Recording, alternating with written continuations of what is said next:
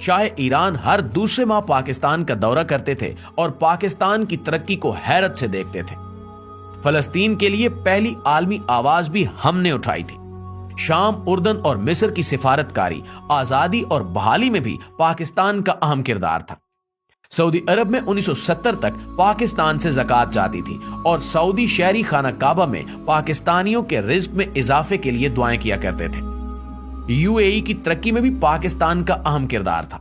दुनिया की चौथी बेहतरीन एयरलाइन यानी एमिरेट्स का कोड EK है और इसका K कराची है। ये एयरलाइन कराची से स्टार्ट हुई थी। हमने इन्हें जहाज भी दिया था और अमला भी, लिहाजा ये आज भी अमारात कराची है। माल्टा के बच्चों के सिलेबस में PIA का पूरा एक बाब है। सिंगापुर एयरलाइन और पोर्ट दोनों पाकिस्तानियों ने बनाई।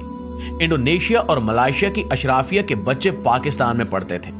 मलेशिया का आईन तक पाकिस्तानी वकला ने लिखा था। जनूबी कोरिया की ग्रोथ में महबूबुल हक के 5 साला मंसूबे का अहम किरदार था। भारत 1990 की दहाई में पाकिस्तान से बिजली खरीदता रहा और मनमोहन सिंह ने शाइनिंग इंडिया का पूरा मंसूबा पाकिस्तान से लिया था। दुनिया की 3 बड़ी इंजीनियरिंग फॉरम्स ने 1960 की दहाई में कंसोर्शियम बनाकर मंगला डैम की बिड की थी और हार्वर्ड यूनिवर्सिटी की इंजीनियरिंग क्लास के तालिब इल्म जहाज भरकर मुताले और मुशाहिदे के लिए मंगला आते थे और इस मंसूबे को हैरत से देखते थे। मुस्लिम दुनिया के 27 मुल्कों के फौजी अफसर पाकिस्तानी अकेडमियों में ट्रेंड हुए और बाद अज़ां अपने अपने मुल्कों में आर्मी चीफ बने। यूएई की फरमर आवाज जैद बिन सुल्तान अल नहान 1970 की दहाई तक पाकिस्तान के दौरे पर आते थे तो इनका इस्तकबाल कमिश्नर रावलपिंडी करता था।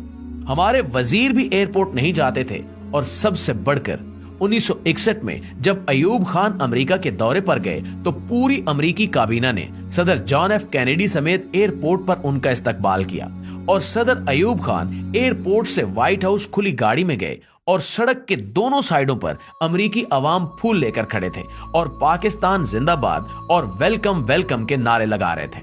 नाज़रीन गिरामी, पाकिस्तान ने एक दौर ऐसा भी देखा है जब दुनिया हैरत से इसकी तरफ देखती थी और ये जर्मनी और जापान जैसे मुल्कों को कर्जे और इमदाद देता था। लेकिन फिर इस मुल्क पर एक ऐसा दौर आया जिसमें हम $1 अरब के लिए दुनिया के दरवाजे पर भिखारी बनकर बैठे हैं और दुनिया हमें गरूर और नफरत से देख रही है। एक वक्त था जब हम वीजे के बगैर पूरी दुनिया में सफर करते थे और एक वक्त अब है जब हमें अफगानिस्तान के वीजे के लिए भी कतारों में खड़ा होना पड़ता है। ऐसा क्यों हुआ? क्या कभी हमने सोचने की जहमत की है? हमें मानना पड़ेगा कि हमने बड़ी मेहनत और जदोजहद से इस मुल्क को तबाह बर्बाद करके रख दिया है। मगर सवाल फिर भी वही है कि क्या हमारे पास वापसी की कोई गुंजाइश है? तो जी हां, अभी भी वक्त हाथ से नहीं निकला। हम ताहाल एक कौम है और हमारा जोग्राफिया भी बहाल है।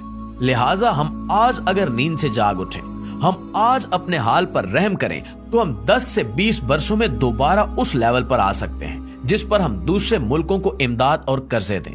लेकिन इसके लिए हमें चंद बड़े फैसले करना होंगे। कोई भी सियासतदान 2 या हद 3 से ज्यादा मुद्दत तक वजीर आजम ना रह सके और मुल्क को बिजनेस फ्रेंडली बनाया जाए। कोई भी शहरी या गैर मुल्की मुल्क में कंपनी खोल सके और कारोबार कर सके और हुकूमत उसे 5 साल तक टैक्स की रियायत दे। हम फौरी तौर पर आबादी कंट्रोल करें और 30 साल की उम्र तक तमाम लोगों को हुनरमंद भी बनाएं। मुल्क में कोई शख्स बेहुनर और बेरोजगार ना हो। और आखिरी मशवरा, मुल्क के तमाम स्टेक होल्डर्स एक ही बार बैठकर अगले 20 साल का कौमी मंसूबा तैयार कर लें और फिर कोई शख्स उसे छेड़ने की जसारत ना करे और जो करे उसे करार वाकई सजा दी जाए। नाज़रीन, आप यकीन कीजिए कि हम इन चंद इकदामात से एक बार फिर इज्जत और आबरू की शाहराह पर आ सकते हैं, वरना हम इसी तरह भीख मांग मांग कर खत्म हो जाएंगे और तारीख के औराक में हमारा जिक्र तक नहीं मिलेगा। आखिर में दुआ है कि अल्लाह ताला इस कौम पर, अल्लाह ताला इस वतन पर अपना रहम व करम नाजिल फरमाए। आमीन सुमा आमीन।